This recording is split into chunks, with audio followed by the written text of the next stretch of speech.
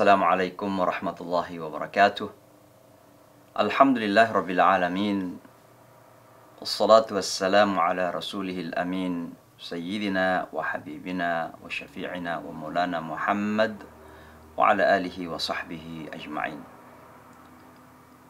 قال الله سبحانه وتعالى أعوذ بالله من الشيطان الرجيم وما أمروا إلا ليعبدوا الله مخلصين له الدين.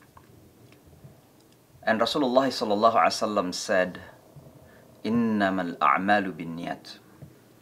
Brothers and sisters, as a part of that preparations to enter effectively into the month of Ramadan is about understanding the importance of spiritual purification or soul purification. This purification is known in Islam as tazkiyatul nafs. Why tazkiyatul nafs is very essential? Because Ramadan is not the month of culture, it's the month of tradition. Yes, there are some traditions and cultures involved, coming together to have our fasting, or visiting each other, or exchanging visit during the month of Ramadan, doing different type of cultural and traditional things in our community. Yes, there are some traditions involved in the month of Ramadan. But the month of Ramadan is not the month of traditions. It's the month of ibadah. And when we talk about ibadah, we talk about our heart. We talk about qalb. We talk about tazkiyatun nafs. Why? Because it is about the remembrance of Allah subhanahu wa ta'ala.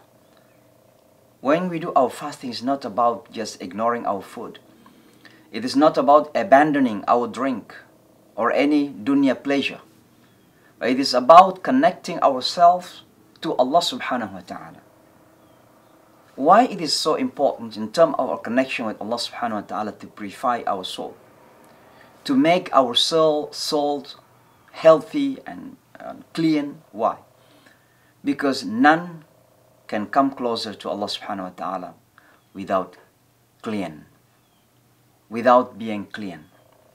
Therefore the Holy Quran, for example, when Allah talk about the Holy Quran itself, لا يمسه إلا المطهرون.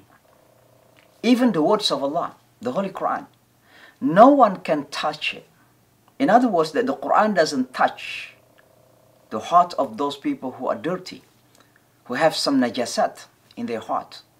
And therefore, when we come to the month of Ramadan, in order for us to be getting connected easily and effectively with Allah subhanahu wa ta'ala, it also means that we need to purify our souls. Again, as Allah mentioned in the Quran, أعوذ بالله من الشيطان الرجيم قد أفلح من تزكى وذكر اسم ربه فصلى بل تؤثرون الحياة الدنيا والآخرة خير وأبقى. Look at this, brothers and sisters. Allah first says, قَدْ أَفْلَحَ مَنْ تَزَكَّى. Successful indeed the one who purifies.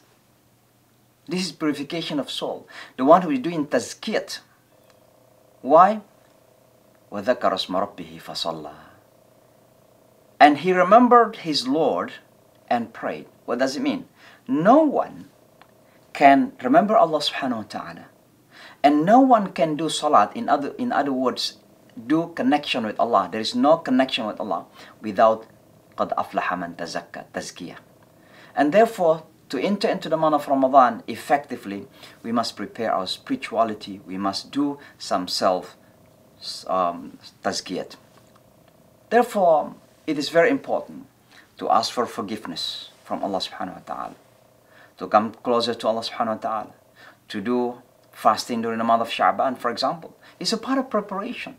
It's a part of spiritual preparation so we can be closer to Allah subhanahu wa ta'ala.